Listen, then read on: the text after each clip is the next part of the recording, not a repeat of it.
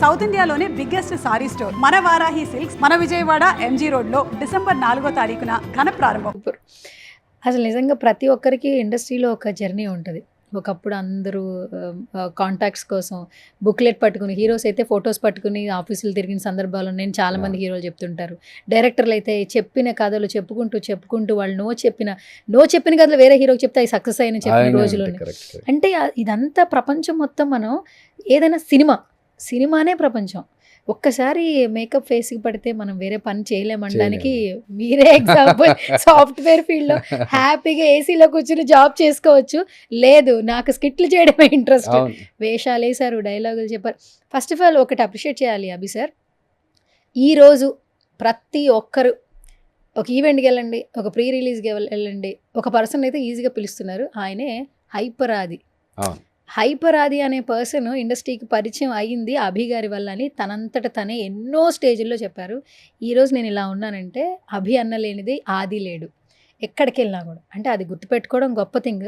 But ఒక ఆర్టిస్ట్ని గుర్తించి ఒక్క అవకాశం, ఇప్పుడు మనందరం కూడా జాబ్ చేసేవాళ్ళు కూడా మాకు కూడా ఛానల్స్ ఒక్క అవకాశం ఇస్తే మేము ప్రూవ్ చేసుకుంటాం. ఆ ఒక్క అవకాశం ఇచ్చిన వాడిని మాత్రం ఖచ్చితంగా పెట్టుకోవాలి. కాకపోతే ఏంటంటే నాకు అలాగే ఒక అవకాశం ఇస్తేనే నేను వచ్చాను. నేను రవీంద్ర భారతిలో స్టేజ్ ప్రోగ్రామ్ చేస్తున్నప్పుడు నన్ను చూసి జలదంకి సుధాకర్ గారు జయంతి పరాంజీ గారికి చెప్పారు ఈశ్వర్ సినిమాలో. సో ఈ అబ్బాయి బాగా చేస్తున్నాడు, ఇతన్ని చూడండి మీరు అని చెప్పి. సో మీరు ఆహాలో చిరంజీవి చూస్తున్నప్పుడు థ్యాంక్స్ కార్డ్లో ఫస్ట్ కార్డ్లో ఆయన పేరు ఉంటుంది, జలదంకి సుధాకర్ గారు. ఎందుకంటే he introduce me to the films. అప్పటికి నేను చాలాసార్లు కష్టపడి సినిమాలోకి రావాలనుకున్నాను, కానీ ఒక స్టేజ్కి వచ్చిన తర్వాత లేదు నన్ను ఎడ్యుకేషన్ ఫినిష్ చేయాలి, అప్పటి వరకు ఇట్లాంటి డీవియేషన్స్ పెట్టుకోవద్దని నా ఫోకస్ చదువుకుంటున్నాను. సో ఆ చదువుకుంటున్నప్పుడు మళ్ళీ ఆయనే స్టేజ్ మీద నన్ను చూసి పిలిపించి జయంత్ గారికి పరిచయం చేసి వాళ్ళు ఒక ఆడిషన్ తీసుకొని నాకు ఎలాగైతే ఆపర్చునిటీ ఇచ్చారో, సో నాకేంటంటే మనతో పాటు ఇంకో నలుగురు ముందుకెళ్తే బాగుంటుంది కదా, అంతే తప్ప వీళ్ళను పైకి తీసుకురా వాళ్ళని పైకి తీసుకురా అనేది ఏం లేదు. కాకపోతే అందరికీ హెల్ప్ చేస్తే వాళ్ళకు దారి దొరుకుతుంది కదా. ఇప్పుడు ఇట్స్ నాట్ వన్ సీట్. ఇప్పుడు ఏదైనా ఒక సీట్ ఉంది, ఆ సీట్కి 10 మంది కష్టపడుతున్నారు, ఎవడో ఒక్కడే రావాలి అనేది కాదు. ఇది అందరం కలిసి ముందుకెళ్తే అందరికీ లైఫ్ బాగుంటుంది, అందరూ హ్యాపీగా ఉంటారు కదా. సో ఆ ప్రాసెస్లో నాకేంటంటే నేను అంతకుముందు కూడా జబర్దస్త్లోకి నేను రాకముందు వేరే ఒక అతన్ని అడిగా, మీరు జబర్దస్త్కి వెళ్ళి ఇంకొంతమందికి సపోర్ట్ చేయొచ్చు కదా మీ టీమ్స్లో పెట్టుకొని, because you being the leader ఇంకొక 10 మందిని మీ టీంలో వాళ్ళకు ఒక అవకాశం ఇచ్చి వాళ్ళను ముందుకు తీసుకెళ్ళొచ్చు, వాళ్ళకు ఒక ఉపాధి దొరుకుతుంది కదా అని చెప్పా. బట్ అతనికి కుదరలేదు. సో నేను వచ్చినప్పుడు నా సైడ్ నుంచి ఎవరికి ఏమైనా హెల్ప్ చేయాలి, మనం గివ్ బ్యాక్ అంటారు చూసారా. సో మనకు nature is giving us something, we have to give it back to nature. So అట్లా నన్ను ఒక అతను గుర్తించి నన్ను సినిమాకి టీవీకి ప్రభాకర్ అన్న పరిచయం చేయడం ఇవన్నీ జరిగినప్పుడు నేను నా సైడ్ నుంచి ఇంకెవరికన్నా ఛాన్స్ దొరికితే బాగుంటుంది అన్నట్టుగా చేశాము. అది వాళ్ళ టాలెంట్ ఉంది కాబట్టి వాళ్ళు ఈరోజు ఇంత మంచి స్టేజ్లో ఉన్నారు. ఆది కావచ్చు, తేజ కావచ్చు, వీళ్ళంతా. అది జస్ట్ ఒక ఆపర్చునిటీ మనం ఇవ్వడం కంటే వాళ్ళు ఇచ్చిన ఆపర్చునిటీని యూటిలైజ్ చేసుకోవడం అనేది గ్రేట్. ఎట్లా అనిపిస్తుంటుంది అభి సార్? యాక్చువల్లీ ఏదైనా ఒక వర్క్ చేసామనుకో, ఇది it's like baby, it's our product, my product అని చెప్పుకుంటూ ఉంటాం. ఇలా వాళ్ళు ఇంత రాణించడం అనేది కూడా టాలెంట్ ఉన్నా కూడా బ్లెస్సింగ్ కూడా ఉండాలి. అది వాళ్ళు గుర్తుపెట్టుకుంటూ ఎక్కడో ఒక చోట చెప్తూనే ఉన్నారు, కానీ వాళ్ళని చూస్తున్నప్పుడు వాళ్ళ సక్సెస్ని చూసినప్పుడు లోపల ఒక హ్యాపీనెస్ ఉంటుంది. ఈ రోజు ఆది గారిని చూస్తున్నప్పుడు ఎట్లా అనిపిస్తుంటుంది మీ ఫీలింగ్? మా తమ్ముడు యూఎస్లో జాబ్ చేస్తున్నాడు. సో మా తమ్ముడిని చూసినప్పుడు నాకు ఎలాంటి ఫీలింగ్ వస్తుందో, వాడు హ్యాపీగా ఉన్నాడని చెప్పి ఆదిని చూసినప్పుడు అలాంటి ఫీలింగ్ వస్తుంది. ఎందుకంటే నేను జాబ్ చేస్తూ నేను సాఫ్ట్వేర్ జాబ్లోకి ఏదైతే ఎంటర్ అయ్యానో సేమ్ స్కిల్స్ మా తమ్ముడికి నేర్పించా. వాడికి నేర్పించి వాడిని ట్రైన్ చేసి నాతో పాటు కలకట్టాలో పెట్టుకొని వాడికి ట్రైనింగ్ ఇచ్చి, సరే నువ్వు ఇంటర్వ్యూలకు అటెండ్ అవ్వరా ఇప్పుడు అంటే వాడు అటెండ్ అయ్యి తర్వాత he got in to good companies. Now he's in US. So same thing apply to ఆదిని మన టీంలోకి తీసుకుని ఆది నువ్వు రాయి, స్కిట్స్ రాయి అని చెప్పి మెల్లమెల్లగా వచ్చిన తర్వాత నాకు అప్పటికే ఒక 20-30 స్కిట్స్ కాగానే అర్థమైపోయింది. అంటే టీమ్ లీడర్ అవుతాడా లేకపోతే ఏంటి అనేది పక్కన పెడితే he'll be definitely good writer అనేది నాకు అర్థమైపోయింది.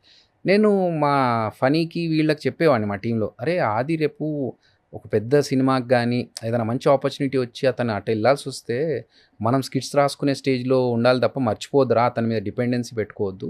సో అట్లా నాకు already had a positive intention towards ఆది. మంచి స్కిట్స్ చేస్తూ రైటర్గా మంచి పేరు తెచ్చుకుంటాడు అనేది నాకు ఉండిపోయింది. సో అట్లా మన మన ద్వారా ఒక మంచి పొజిషన్లో ఉన్నాను వాళ్ళు చెప్పుకున్నా కూడా సరే మా తమ్ముడు ఆది, మా తమ్ముడు, మా వంశీ వీళ్ళందరూ ఎట్లా మంచి పొజిషన్లో ఉన్నారో వాళ్ళని చూస్తుంటే హ్యాపీగా అనిపిస్తూ ఉంటుంది. Okay sir. అభి సార్, ఒకసారి మనం పాత మెమరీస్కి వెళ్దాం. ఈశ్వర్ టైంలో బాబోయ్ అప్పుడు చూస్తే ఇప్పుడు పిక్చర్స్ చూసినా కూడా మీరు చాలా సన్నగా లీన్గా ఉంటారు అసలు. అండ్ ఆ సినిమాలో క్యారెక్టర్ కూడా అందరూ ప్రతి ఒక్క ఫ్రెండ్ క్యారెక్టర్స్ అందరూ మాసిగా ఉంటారు. మాసే మొత్తం అసలు ధూల్పేట్ అక్కడి నుంచి పట్టుకొచ్చారు అనుకున్నారు చాలా మంది మమ్మల్ని. అవును. సో యా, ఒక డైలాగ్ అని గుర్తుందా అందులో? నాకు బాగా ఇష్టమైన డైలాగ్, ల్యాబ్కి వెళ్తాం మేము. ల్యాబ్కి వెళ్ళినప్పుడు అందరూ కెమికల్స్ కలుపుతా ఉంటే కలర్స్ వస్తూ ఉంటాయి కదా, అది చూసినప్పుడు అరే పోరీలు పోరగాళ్ళు కాలేజ్కి వచ్చి ఏం చేస్తారు అనుకున్నా, షర్బతులు తయారు చేస్తారు రోజు అంటే. అది ప్రభాస్ గారు పక్కన నిలబడి నేను చెప్పాలా, నా పక్కన మిగతా నలుగురు అంటే ప్రభాస్ గారికి నలుగురు ఫ్రెండ్స్ కదా, అందులో నేను డైలాగ్ చెప్పాలా. కెమెరా రెడీ అనగానే మెల్లె కాలు పైకి లేపా, హైట్ ఆయన హైట్కి సరిపోవాలి కదా, మనం ఏదో చెవులో చెప్పాలి. మరి మెల్లె కాళ్ళు, డైరెక్టర్ గారికి ఏంటి ఏదో తేడా కొడుతుంది, అరే ఏంటమ్మా అన్నారు. ఏం లేదు సార్ కొంచెం హైట్ లేపా. ఓకే, సో అదొక డైలాగ్ నాకు బాగా ఇష్టం. ఇంకోటేమో ఒక 2002లో జరిగింది సినిమా, అప్పటికి ఇంకా మాల్స్ రాలేవు. సో షాపింగ్ మాల్స్ ఇంకా అప్పటికి పెద్ద పెద్ద మాల్స్ ఏం లేవు. ఇక్కడ బేగంపేటలో ఒక లైఫ్ స్టైల్ ఉండేది, అదొక్కటే. ఆ బిల్డింగ్లో షూటింగ్ అన్నట్టు. మేము అందులోకి వెళ్ళగానే అంతా చూసి జుమ్మెరాత్ బజార్ కంటే పెద్దగా ఉందిరా అయ్యా అని ఒక డైలాగ్ చేస్తాను. ఇంకా నాకు ఈశ్వర్ సినిమాలో బాగా క్లిక్ అయిన డైలాగ్ ఏంటంటే ఏం పర్లేదు మా మస్తు పైసలు ఉన్నాయి అంటాను. సో ఆ డైలాగు అంటే ఏదో సరదాగా చెప్పుకుంటూ వెళ్ళిపోయాం సినిమాలో, కానీ అది జనాలకు బాగా ఎక్కింది. ఎట్లా అంటే ఎక్కడన్నా ఫ్రెండ్స్ పార్టీ వెళ్దాం అనుకున్నప్పుడు అరే ఏం పర్లేదురా మస్తు పైసలు ఉన్నాయి. సో అది అందరికి అలవాటైంది. సో ఆ డైలాగ్స్ బాగా నాకు ఈశ్వర్ అనగానే ఫస్ట్ గుర్తొచ్చేది అవి. మీరేంటి ప్రాపర్ ఎక్కడ? మాది హైదరాబాద్, అంటే మా రామాయణపేట మెదక్ జిల్లా పక్కా ఇక్కడే. మొత్తం ఈ తెలంగాణ అది అంటే యాక్చువల్గా ఇప్పుడు నేను కొంచెం సాఫ్ట్వేర్ జాబ్ చేసి అన్నీ చేసిన తర్వాత కొంచెం కామ్ డౌన్ అయినా, లేకపోతే మొత్తం అదే వైట్ అండ్ వైట్ స్కిట్ చేసినప్పుడు చూస్తే మీకు అర్థమైపోతుంది. అది యాక్చువల్ బిహేవియర్ అలా వస్తుంది. కొంచెం మెచ్యూరిటీ వచ్చింది కదా, కొంచెం అలా చేయొద్దు. కానీ ఒక పర్సన్ లో క్లాస్ మాస్ ఉండదు సార్. మీరు కొన్ని మాస్ స్కిట్లు చేశారు, క్లాస్ మాస్ అండి యాక్చువల్ గా. క్లాస్ కి కొన్ని మాట్లాడే నేను చేస్తాను తప్ప చూడ్డానికి నన్ను చూస్తే ఎవడన్నా క్లాస్ అనుకోడు. యాక్చువల్ గా సాఫ్ట్వేర్ ఇంజనీర్ అంటేనే నమ్మలేదు ఫస్ట్ నన్ను ఎవరు. నేను ఈటీవీలో యాంకరింగ్ చేస్తున్నప్పుడు అతను సాఫ్ట్వేర్ ఇంజనీర్ అంటే అతను సాఫ్ట్వేర్ ఇంజనీరా వాళ్ళు షాక్ అయ్యారు. ఈ ఫేస్ కి సాఫ్ట్వేర్ జాబ్ కి ఎక్కడ మ్యాచ్ అవ్వట్లేదు. ప్లస్ దానికి తోడు మన షార్ప్గా ఫార్మల్స్ వేసుకొని ఎంత ఉన్నా కూడా లోపల నుంచి ఒకటి అనేది ఒకటి ఉంటుంది లోపల. సో జాబ్ చేస్తున్నప్పుడు సాఫ్ట్వేర్లు ఉన్నప్పుడు కూడా కొంచెం ఏమరా మామా ఈ నడుస్తూ ఉంటుంది అన్నట్టు. కాబట్టి నేను క్లాస్గా కొన్ని స్కిట్స్ చేసినా కూడా ఒరిజినల్ అయితే మాసే, లుక్ వైజ్ కూడా మాసే. ఎలా ఉంటుంది మీ లైఫ్ స్టైల్? అప్పటికి ఇప్పుడు ఒకేలా ఉన్నారు, మీరు ఏం చబ్బీ అవ్వలేదు, ఏం లేదు, మంచిగా బాడీ మెయింటైన్ చేస్తున్నారు. ఏం తింటున్నారు సార్ అసలు మీరు? నేను అన్ని ప్రాపర్గా తింటాను, బట్ 7:30 లోపల డిన్నర్ క్లోజ్ నాది. ఏదన్నా 7:30 లోపల డిన్నర్ క్లోజ్. అండ్ వర్కౌట్ మామూలుగా జిమ్కి వెళ్తాను, వర్కౌట్ చేస్తాను.